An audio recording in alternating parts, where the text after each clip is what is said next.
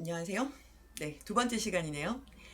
선생님이 옷을 한번 갈아입고 올까 하다가, 예, 아직 그, 이게 화요일에 올라가는 수업인데, 지금 주말에 좀 일이 있어가지고, 월요일에 찍고 있거든요. 월요일 밤. 지금 퇴근하자마자부터 찍고 있는데, 아직도 밥을 못 먹었어요. 그래서 옷은 안 갈아입고 오도록 하겠습니다. 어, 자, 이번 두 번째 시간은 아까 찍어 놓은 걸 보니까 첫 번째 거가 엄청 길더라고요.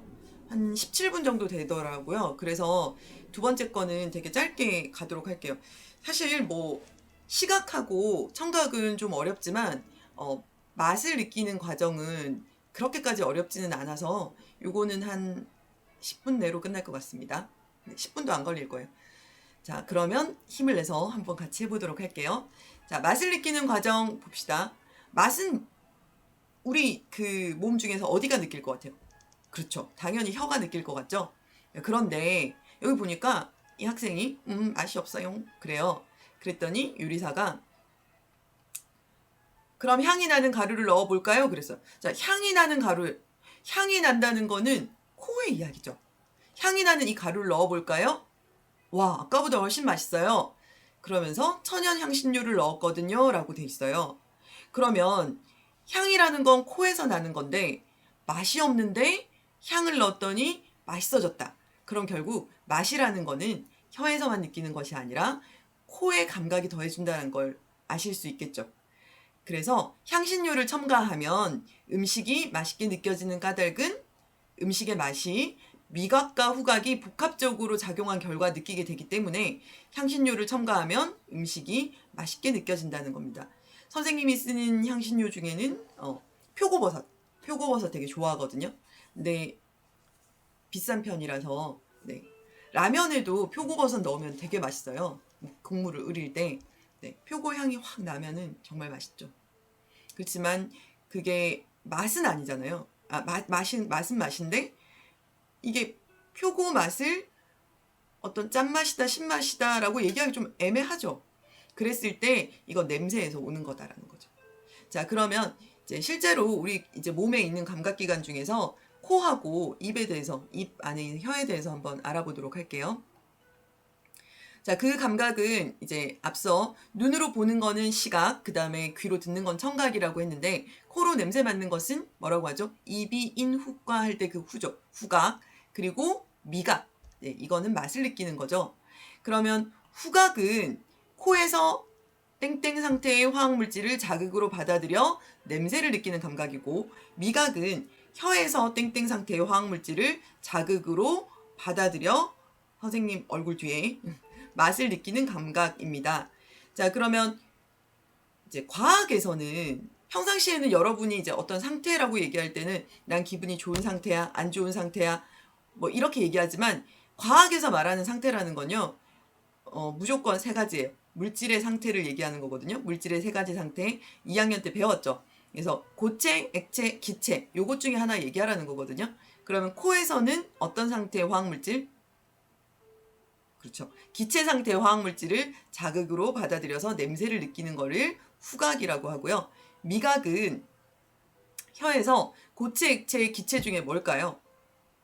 그쵸. 우리가 사탕을 하나 먹더라도요. 혀에 있는 뭘로 해야 돼요? 네, 침으로 녹여서 그 사탕을 녹여야지만 우리가 맛을 느낄 수 있죠. 그러니까 혀에서 어떤 상태? 액체 상태의 화학물질을 자극으로 받아들여서 맛을 느끼는 감각을 미각이라고 합니다.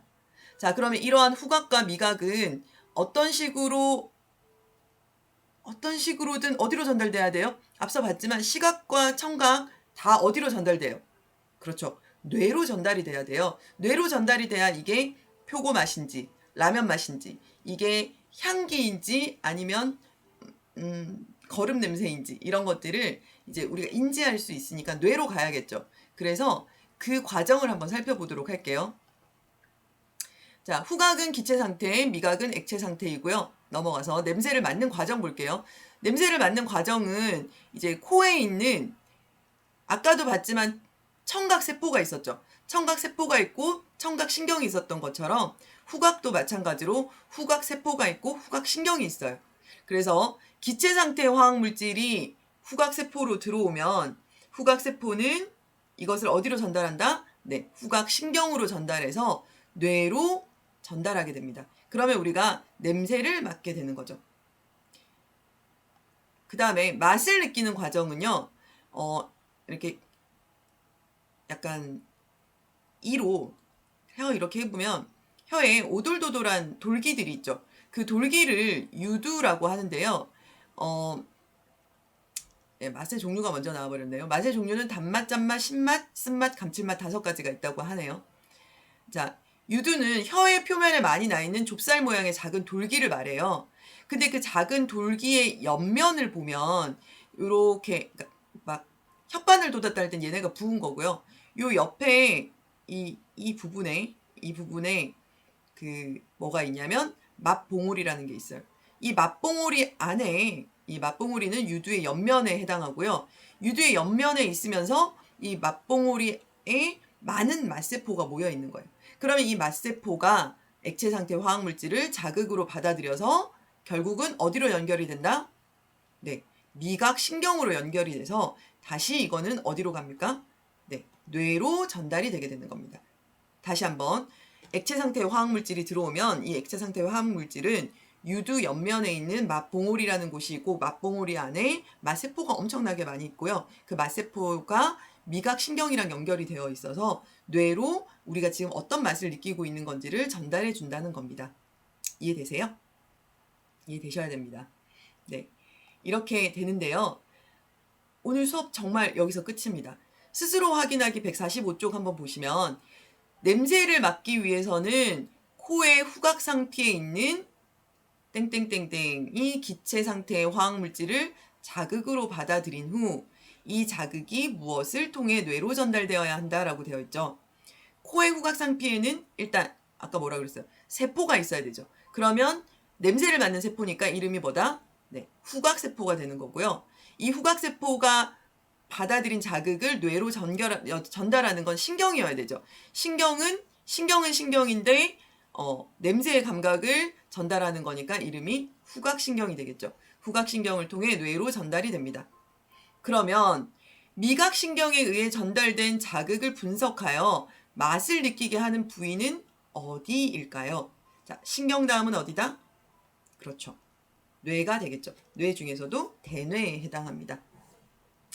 자, 오늘 수업은 여기까지인데요. 너무 빨리 끝났나요? 선생님은 빨리 끝나지 않았어요. 아까 처음에 그 시선 처리 어디로 해야 될지 모르고 이래가지고 첫 번째 영상 찍는데 너무 오래 걸렸고요. 지금 두 번째 영상은 그래도 2번 만에 성공했습니다. 성공하려고요. 더 이상 안 찍으려고 배가 고파서. 네. 자, 오늘 수업은 끝이고요. 다음 시간은 피부의 구조와 기능을 할 건데요. 막강 광고 타임 들어갑니다. 자, 오늘 이거는 예정에 있던 건 아닌데 우리가 맛에 대해서 공부를 했으니까 선생님이 광고를 하나 넣었어요. 자, 광고는 뭐냐면 선생님이 이제 과학 선생님이잖아요. 중학교에선 과학 선생님인데 선생님 고등학교에 가면 고등학교 오래 있었거든요. 고등학교로 가면 지구과학 선생님이에요. 지구과학 교사는 지구 시스템에 대해서 이해를 해야겠죠. 그리고 지구가 지속 가능한 발전을 이루어야 된다라고 생각을 합니다. 그래서 선생님이 지구과학 선생님이면 지구에 대한 지식만 가지고 있는 것이 아니라 우리가 실천적으로 무엇을 어떻게 해야 될지를 생각하는 그런, 네, 당연히 그런 마인드를 가지고 있어야겠죠. 우리가 알고 있는 지식과 우리의 삶과 실천이 연결되어야 된다고 선생님은 생각하거든요. 근데 이제 여기 화면에 있는 거 읽으실 수 있는 분, 아는 사람, 네, 비건이죠. 비건. 예, 비건이 뭐냐면요. 선생님 비건이거든요. 물론 비건 지향이라고 말하는 게 더 맞아요. 왜냐하면 완벽하게 비건을 지금 못하고 있어요. 김치 때문에. 제가 김치를 담글 수는 없어서 어머니가 주시는 김치를 먹고 있기 때문에 거기는 젓갈이 좀 들어가거든요. 그래서 근데 그렇지만 선생님은 공장식 축산으로 죽은 고기를 먹지 않습니다. 즉 닭고기, 뭐 소고기, 돼지고기 당연히 이런 고기들 먹지 않고요. 생선도 거의 먹지 않고요. 그리고 계란도 안 먹고요. 우유도 안 먹고요. 버터도 안 먹고요. 치즈도 안 먹고요. 네, 등등을 먹지 않습니다. 그래서 그런 식의 소비를 줄여서 지구가 사실은 이제 뭐 사실은 동물을 학대하지 않기 위해서 안 먹는 것도 있거든요, 선생님은. 근데 동물 학대뿐만 아니라 그 공장식 축산이라고 들어보셨을 거예요. 그래서 공장식으로 동물들을 가둬서 키우고 얘네들을 엄청나게 많이 키워서 먹고 이런 과정에서 지구 환경이 굉장히 많이 파괴되고 있거든요.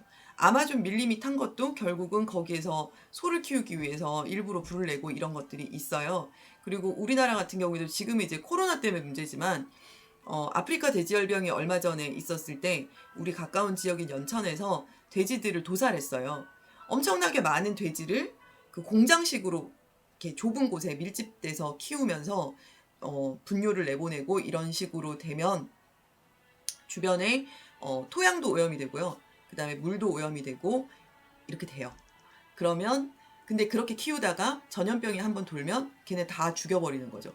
그러면 다시 한번 또 폐사가 일어나는 거죠. 근데 결국 좀 덜 먹으면 되거든요.